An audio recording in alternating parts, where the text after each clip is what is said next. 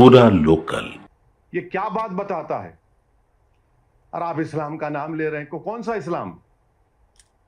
आप पहलगाम में आप थोड़ी देर के लिए सोचिए कि औरतों को अलग करना, बच्चों को अलग करके कलमा पढ़ो तुम हिंदू हो या मुसलमान, गोली मारेंगे। माने जो लोग बच गए वो जिंदगी भर का जख्म अपने साथ लेके जिएंगे वो लोग। अब होते कौन है करने वाले? ये इस्लाम और एक नाम लेकर एक जंग नहीं कर रहे हैं, ये सिर्फ भारत को हमेशा परेशान करने के लिए 75 साल से हरकतें कर रहे हैं। जो शरीर थे वो तोड़े मुल्क को, जो अमन पसंद थे उस मुल्क में रह गए। तो इनका ये बार बार इस्लाम इस्लाम, अरे तुम्हारे पास क्या है बाबा? हमारे पास अल्लाह के रसूल सल्लल्लाहु अलैहि वसल्लम का आशिक अहमद रजा यहाँ पर है, हमारे पास ख्वाजा हिंदल वली है। हर बार तुम तो अच्छा भीख मंगे हैं ये लोग, यकीन बोलो ऑफिशियल भीख मंगे हैं पाकिस्तानी है। IMF से लोन ले रहे जाके $1 बिलियन का। आप 75 साल से आपने क्या किया? किसने आपको मजबूर किया IMF का लोन लेने के लिए? और अफसोस की बात यह है कि IMF का लोन ले रहे हैं और ये इंटरनेशनल, मेरे को माने ये इंटरनेशनल मॉनेटरी फंड नहीं, ये इंटरनेशनल मिलिटेंट फंड दे रहे हैं पाकिस्तान को, वो इस्तेमाल करेंगे। अब आप देखिए ये USA है, जर्मनी है, जापान है, ये कैसा है लोग इसको अग्री कर रहे हैं, जबकि हमारी जमीन पर, हमारे घरों पर, हमारे सिपाहियों पर हमले हो रहे हैं और इनको 1 बिलियन क्या है का लोन मिला रहा है। तुम हुकूमत तुम चलाना तो दूर की बात, तुमको इकोनॉमी चलाना नहीं आता तुम्हारे को? क्या है तुम्हारे पास? वहां से बैठ के आप बोल रहे इस्लाम ये इस्लाम वो, कोई कुछ नहीं है। ये सिर्फ इनकी जारहाना गलत पॉलिसी है। यहाँ पर अमन को बिगाड़ने के लिए, यहाँ पर हिंदू और मुसलमानों में निफाक पैदा करने के लिए, और इनको ये बात पसंद नहीं आती। आप अंदाजा लगाइए कि भावलपुर और मुरीदकी में हमला हुआ तो जो शख्स अमेरिका में टेररिस्ट है, हाफिज अब्दुल रऊफ, ये LET के सदर का बेटा, वो नमाज जनाजा पढ़ा रहा, उसके पीछे बैंड ऑर्गेनाइजेशन लोग खड़े, उनके पीछे पाकिस्तान की फौज खड़ी हुई है।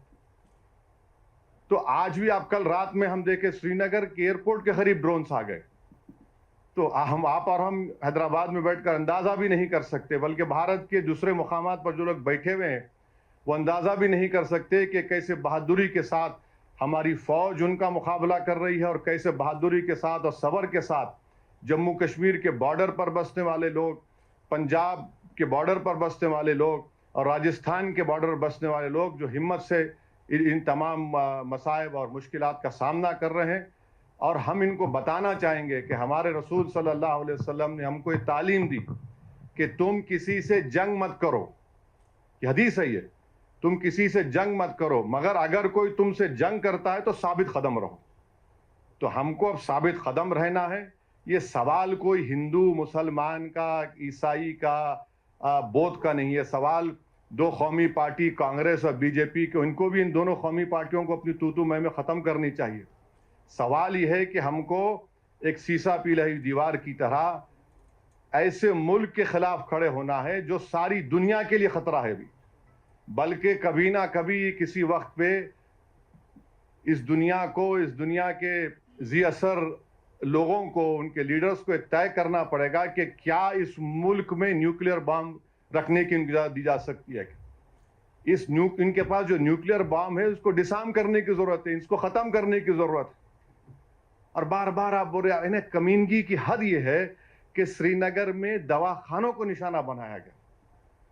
और याद रखिए वो जो पूंछ के मौलाना को जो इंतकाल हो गया, जो शहीद हो गए, उनको एक हिंदू MLC ने अपनी गाड़ी में बिठाकर अस्पताल पहुंचाया। अब ये और बात है कि हमारे गोदी मीडिया ने कह दिया कि अरे नहीं वो मौलाना को, वो पाकिस्तान के वो फलां थे। तो हमको ये कोशिश करना है कि हम पूरे लोग ऐसे वक्त में अपने सियासी अख्तलाफात को से उठकर, जब हम अपनी फौज के पीछे खड़े रहें और फौज बेबाकी से मुकाबला करे, और पाकिस्तान का झूठा प्रोपेगेंडा, ये गिरा दिए वो गिरा दिए, इन्हों कुछ नहीं गिराते, इन्हों खुद इंशाल्लाह गिरेंगे, देखेंगे आप।